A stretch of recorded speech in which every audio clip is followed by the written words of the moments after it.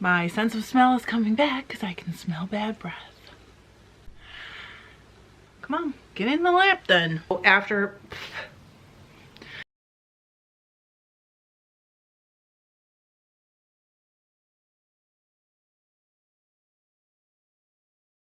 Hi, welcome to FiberLoveDiary. I'm Trish if we haven't met, and if we have met, welcome back. How are you? What's going on? Someone's trying to get in my lap. A couple times over the past couple of years, I have plied using chain plying in videos, and frequently one of you has said, hey, that looks so easy. I've done it where I sped the footage up and people were like, whoa, how'd you do that so fast? No, I'm not that good. There are multiple reasons why you might want to chain ply. Just a couple of them are if you have a roving or a top that has color changes. If you chain ply it, you'll preserve the color changes in kind of a blended stripe format, or sometimes a straight stripe format, not so much blending. This does have more blending. Another reason would be if you had a whole bobbin of singles and you had been thinking, I think I'm gonna do a 2-ply, and then when you got to the end you thought, maybe I want a thicker yarn, I think I want a 3-ply. A great way to do that is just to chain ply it, because then you don't need separate bobbins with different amounts on them for you to ply from. You can ply straight off of one bobbin of singles onto one bobbin of yarn and be done.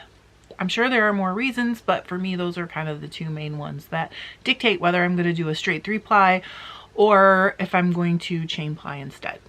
But this last time I chain plied in a video, I thought, you know, it is probably time for me to do a video where I slow it down, show how I do it. And honestly, I think it just takes practice till you find the movements that work for you and then develop the muscle memory. I know I say muscle memory all the time, but it's like a real thing and it helps in spinning. I have been working on some singles just for this video, and it is from superwash wool that I dyed and showed you guys in an update video. So I will actually link that below in case you wanted to see the previous, in case you want to see what the top looked like before it was spun. This is for Socks for John. It's Knit Picks Stroll Top. I bought a couple of bulk packs like maybe a year or two ago, and it turned out so cool. So I hope you guys will stick with me. I'll show you the finished yarn at the end, and I don't know, maybe a tip will help somebody. I think when I was learning this that I mostly used a video by Beth Smith. She used to have a shop in Howell, Michigan called The Spinning Loft. If I can find a link to that video, I'll actually post that below too, because that helped me a lot. Stick with me till the end and I'll show you the finished yarn. This is superwash. It is the Knit Picks top that they sell.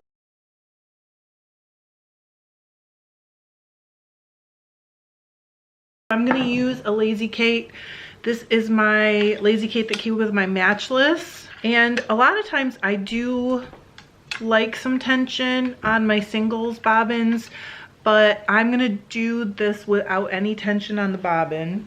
If it's a super fine single, and this is a really fine single, I don't really generally want to put tension on the bobbin, because the super fine singles, even if you spin them pretty tight, they can like drift apart.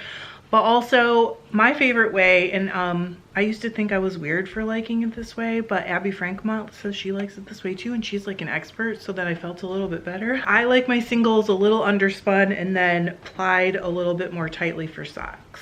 See, there's no tension. This Lazy Kate does come with a string, like a stretchy string that'll provide tension, but I don't want to use it for this. Now I'm gonna change your view so you can see everything I'm doing, and I'm going to try and explain it really thoroughly. And I'm going to slow some of this down too, and then I'll voice over the slowed down parts. So on all my bobbins, I actually have a loop on all my leaders. I just like that better, but for this I think you really need it for the way that you're going to start. Here's my single.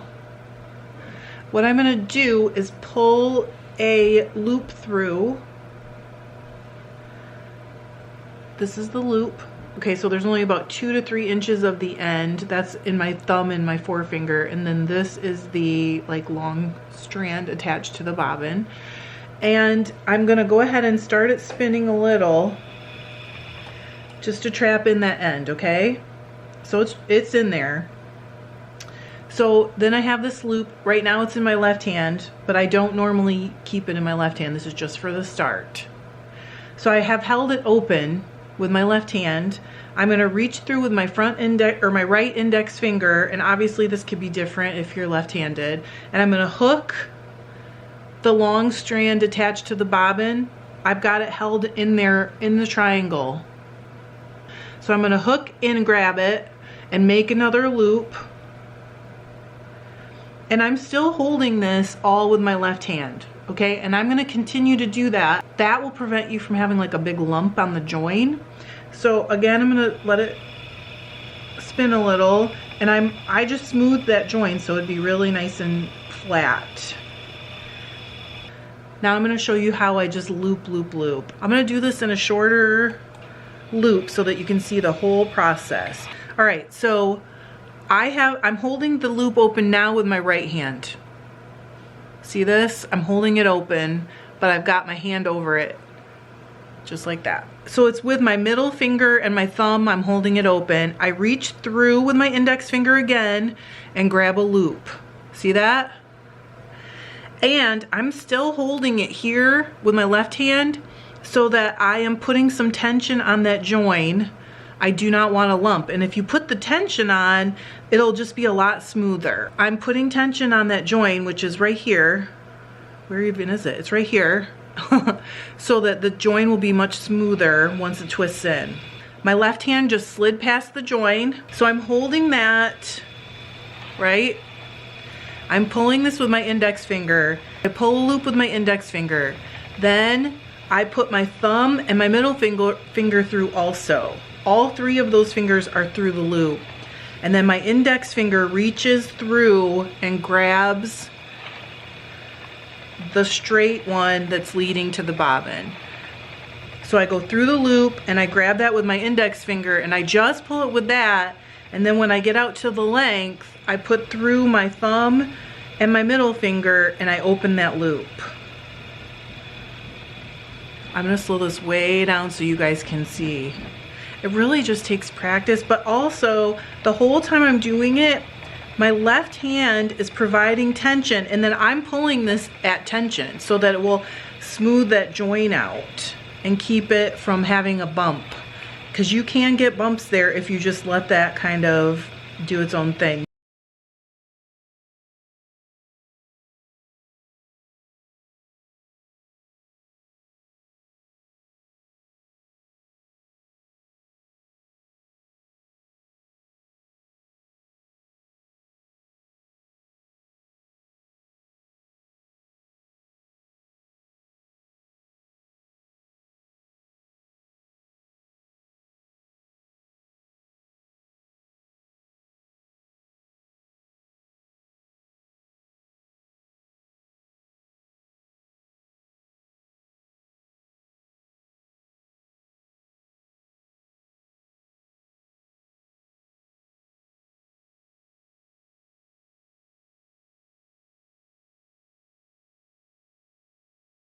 Open the loop up.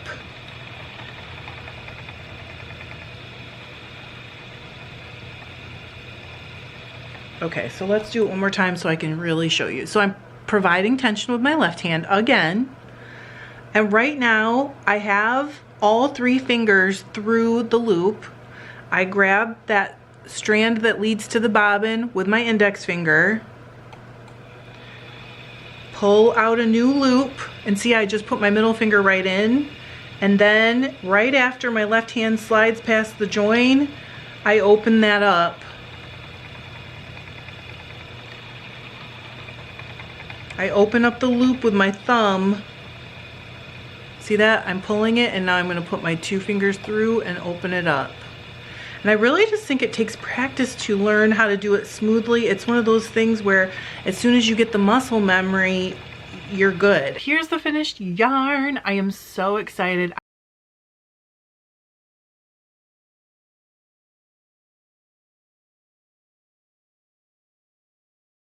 These are 3.5 ounce They're like 100-gram little bundles, and I ended up with a 506 yards, I think. Of course I didn't mark it, but I'm pretty sure it was 506. So I know he's gonna love these when they get knitted up, and of course I'll show them in a project update. I am gonna have a project update showing up soon anyway, and I will see you guys soon. Thanks for watching. I love you. Bye.